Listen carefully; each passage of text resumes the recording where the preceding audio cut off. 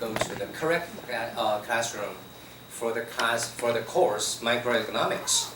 Okay, and I think most of you last year you attend my principles of economics, right? And I'm the instructor, 郑保志. You may call me Roger.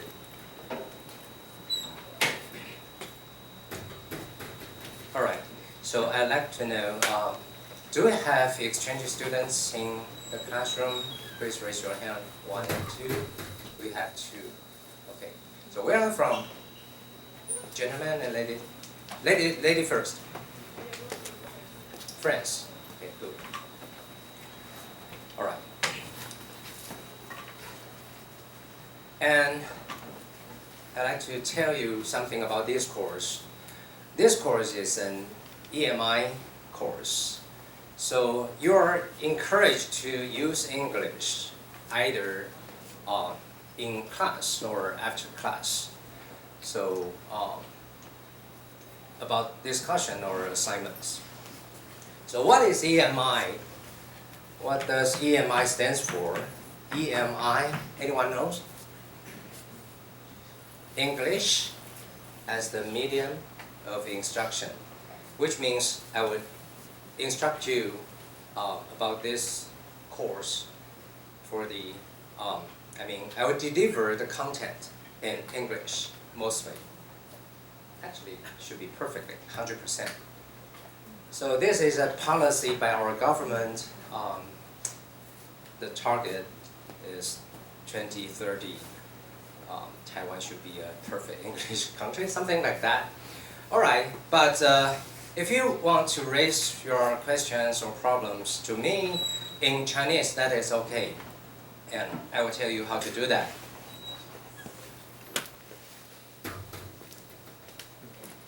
And I'd like to say something, or I will show you some slides in Chinese, which is devised or made by our Office of EMI. So you are encouraged to do something. This is the purpose of EMI, and so you see the first point, the delivery of content, the interaction between students and teacher, and the material or something should be 100% using English.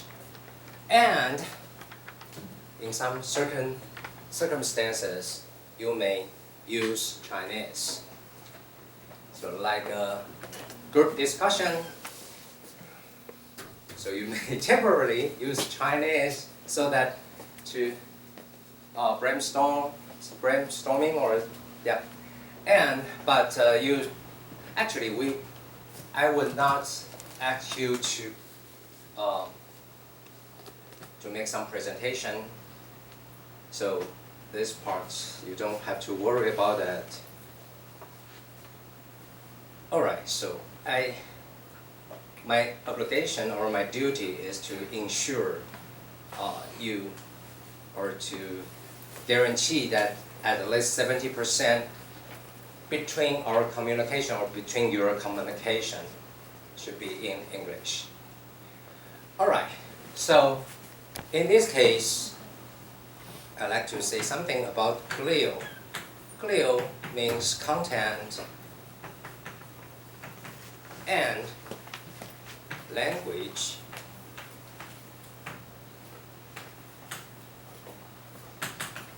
integrated learning. So EMI is not just teaching in English or just a translation from Chinese to English, but also the most important thing is about the content. But of course, one of my duties is that to guarantee you can use this language, English, as fluent as possible. And how can I do that? I will try my best to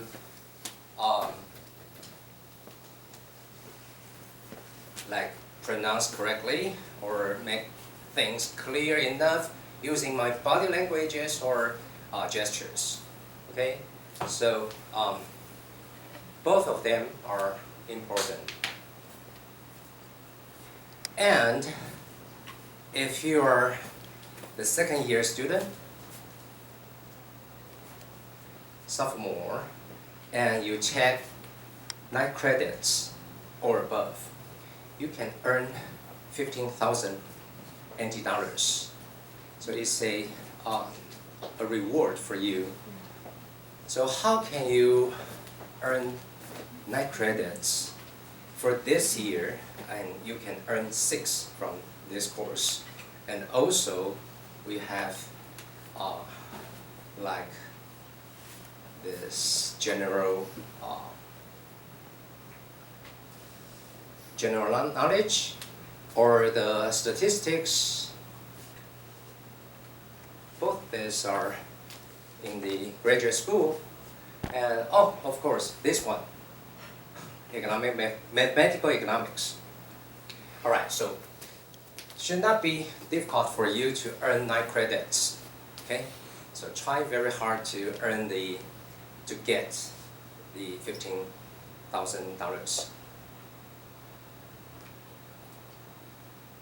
If you have any questions about these topics, visit the website of the office. Okay? And also we have a TA, Du Caixing. Where are you? Okay. She is the EMI teaching assistant. So if you have any problems or questions about EMI or the language thing, you may go to her. And also I'd like to introduce to you our teaching assistants. Both of them are from the Graduate School of Economics. So, okay, say hello, guys. Hello. Okay. And this course will be videotaped so that you may review after the class. Okay? And from next week, the week number 2, I will lock the door for 10 minutes. For 10 minutes. Okay, from 9 to 9:10. Because some of you may be late, and one by one coming, because we have only the front door, we don't have the rear door. So if for those classmates who are late and come getting into the class one by one, so it interrupts my instruction or interrupt your listening to my delivery, and also interrupt the videotape. So I will lock the door for 10 minutes from next week. Okay? Got it? So if you are late after the bell, if you are late, so please do not knock the door. You just wait for 10 minutes, okay? And I will open the door after 9:10. And we have 2 exams scheduled on November 2nd and the 4th January.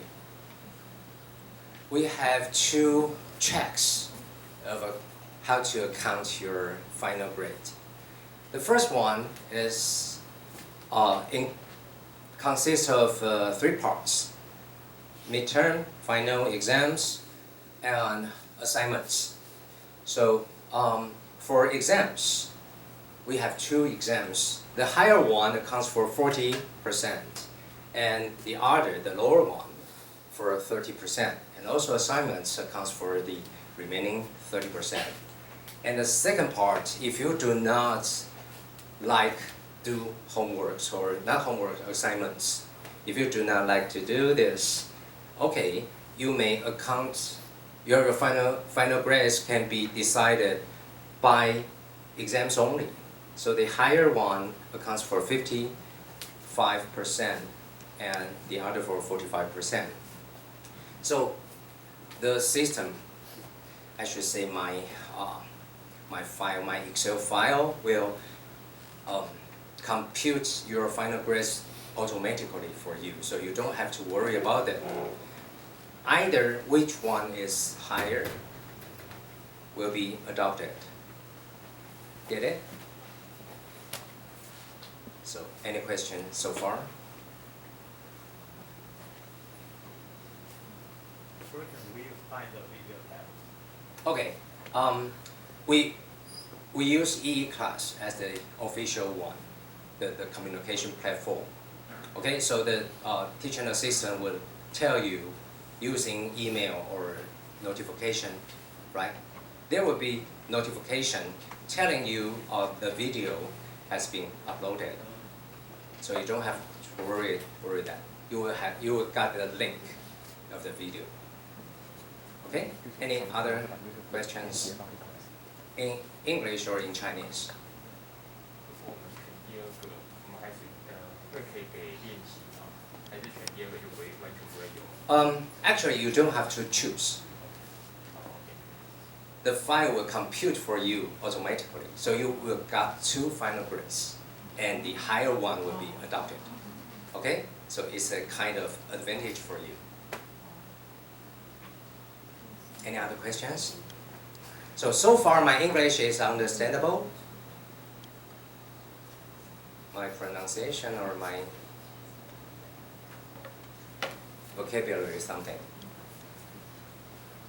Okay, and I'll talk about the assignments. So for every week, it's a weekly assignment. So every week, the last 10 minutes or 20 minutes from 11:40 to 12. 20 minutes. You may finish that in the classroom or after the class. So the class will be finished at about 11:40, and the assignments you may go on the EE class system to do that. And you will see the questions, something like, what do you think you gained from today's course, today's class, or something like, I will ask you some definitions or some simple questions. So you have to answer that in text, which means you have to text into the box, rather than you just upload some photos that you take from your notes. Okay? So if you finish these weekly assignments, for each one, you got 6 points. You got 6 points if you do that in English, and 5 in Chinese. Okay? So totally we should have, say, 14 assignments. And if you finish that all in English, you got 84. If you do that in Chinese, you got 70. And also there is some other rewards, like consecutive accomplishment. Okay?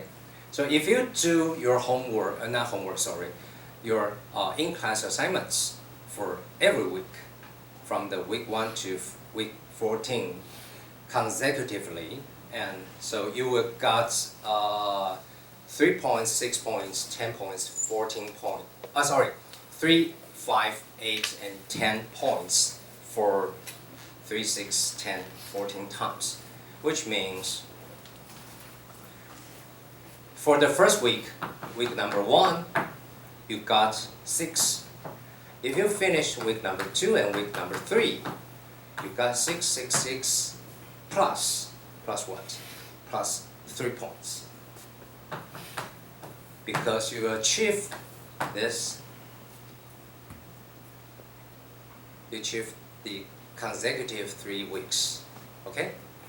So which means the marginal points you get from week 1 to week 3. So 2 more weeks, you finish that, you got 1.5, extra 1.5.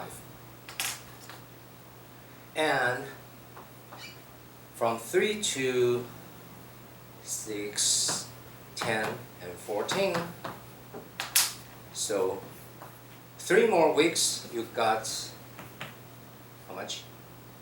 5. Divided by 3, you got 1.67. And from this, 4 more weeks, you got 10, or 8. 4 more weeks, so it's extra 2 points. And the final 4 is 10, divided by 4 is 2.5. So you see the return for your consecutive accomplishments is increasing. Okay? The more weeks you do consecutively, the more rewards you got. So is that clear for the assignment? And the final points of the assignment, something like this. So for example, you got, this is just the example. For example, because some of you may finish only 1 time or 2 times, and some of you may finish all straight 14 times. So suppose this is the distribution you finish, of the times you finish the assignment. And the PR 90, which means the percentage 90, and you got 30 points perfectly. So in this class, here is a seat. Hello, gentlemen. So don't be late, otherwise you will be sitting some area close to me. Okay, it actually should be a good thing, but so 10% of you in the class will earn 30 points for the assignments, and others will just transform linearly. So if you say the PR 90 got 1455, and if you got 1000, so they got 30 points and you got 20.6. Is that clear? So this is a linear transformation.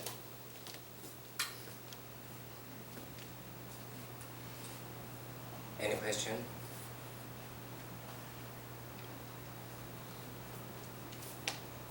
Okay.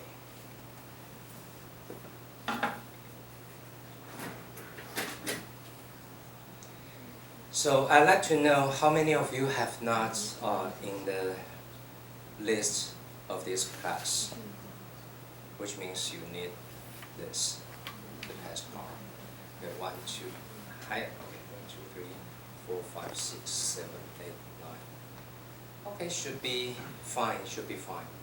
Because we have 108 seats, and two for the TA. So I can take 106. So after today's 3-hour class, please come to see me and I'll give you the cards so that you may get into the class. And also I'd like to know, you should have already got the slides file if you were in the list already. Okay? So I suppose you should print by yourself. And I got an extra 10 handouts. So if any one of you are not in the list yet, because you do not have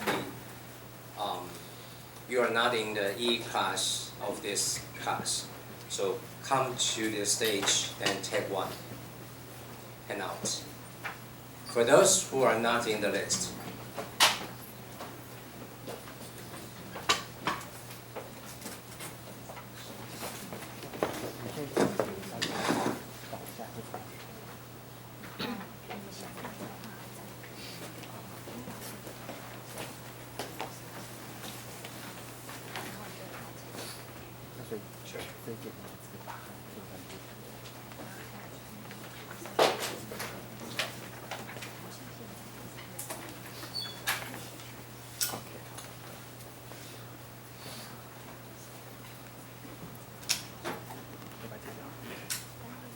something I forgot to say.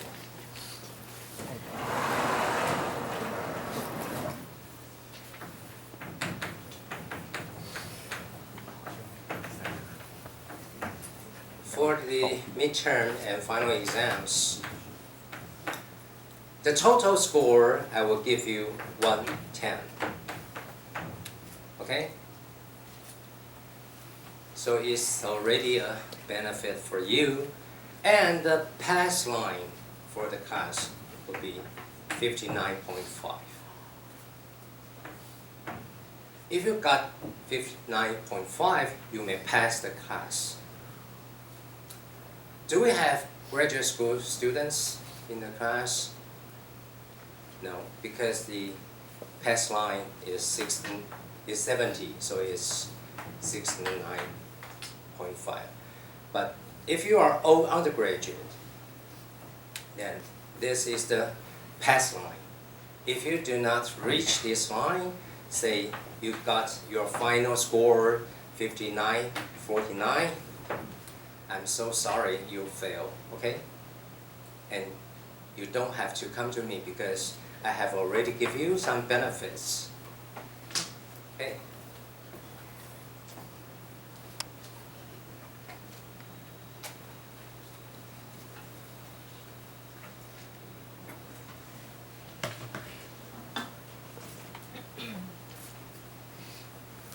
And before the introduction of the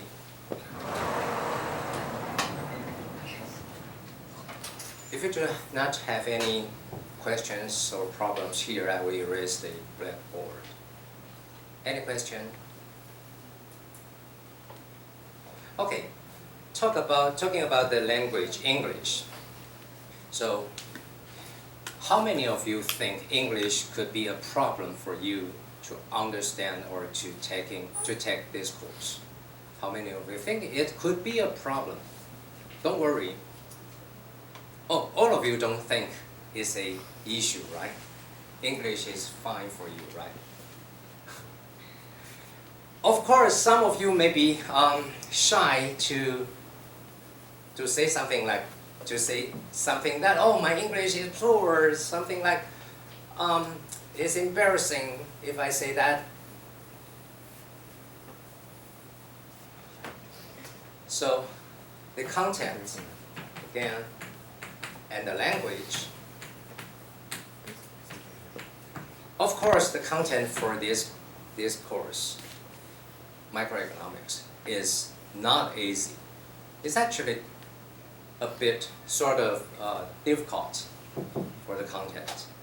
So we will use some mathematics, some diagrams, some models, some theories. So the content is actually not easy. And the language, I hope English should not be an obstacle because I will do my best to help you to learn either in Chinese or in English. I mean, even in Chinese you will find the content is difficult, okay? It's not very easy actually. You have to prepare for this.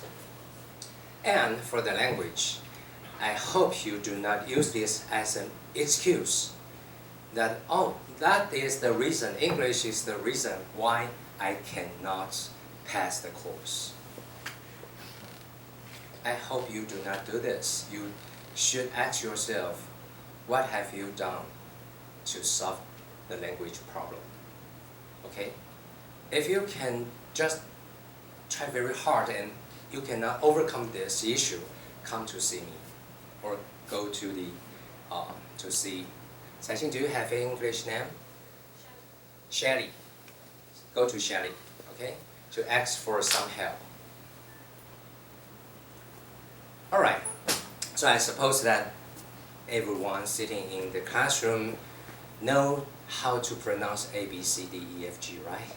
And 1, 2, 3, 4, 5, 6, 7, 8, and first, second, third, fourth, something like that. And of course, we would use some diagrams like X, Y. So Y is the variable on the vertical axis, and X is on the horizontal axis, okay? So you may see some curve looking like this. So Y arises with X, or you may see some curves like this. Y falls with X. So I will try my best to use simple words to help you to learn. I try very hard. I will do my best. Ooh, what is that?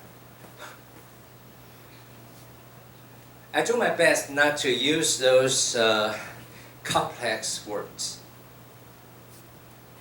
Okay, so now let's try. Chapter 1, we are going to learn something about what is microeconomics and what is model and how to use this model.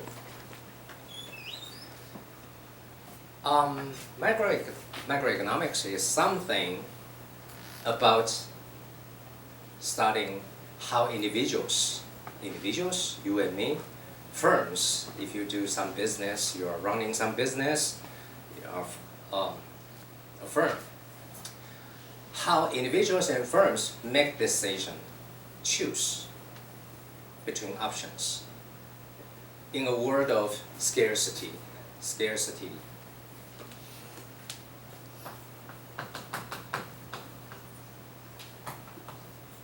Okay? So we need to know or to learn how to allocate our scarce resources. And also, we want to optimize our welfare. We try to make ourselves as well off as possible. Okay? So, but we are facing constraints because for everyone in the world, we have only 24 hours a day. And we have some income budget or some pocket money budget. And of course, our energy is also a kind of constraint. So we are looking for constraint optimization. So economic agents, which means individuals or firms, try very hard to make themselves as well off as possible. So given constraints. So we are facing trade-offs. Trade-offs means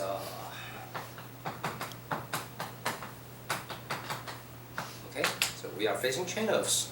Choose A or B or C. So we may have options. The reason why we have options because the resources are scarce. We cannot have all of them. We need to choose among them. So trade-offs. And if I choose option A, then we have to give up options B and C, right? So the higher value between B and C is what we give up. We call that opportunity cost. So I think most of you have learned this term, opportunity cost, in your high school. Okay. So scarcity implies trade-offs. We need to decide which goods and services should be produced. And how should we produce these goods and services? Who gets to consume these goods and services? So this is the questions we have to face. We need to solve these questions. Which goods to produce, how to produce, and who have the privilege to consume these goods. And prices determine resource allocation. So prices answer these important questions by influencing decision makers. So if something is cheap, we may buy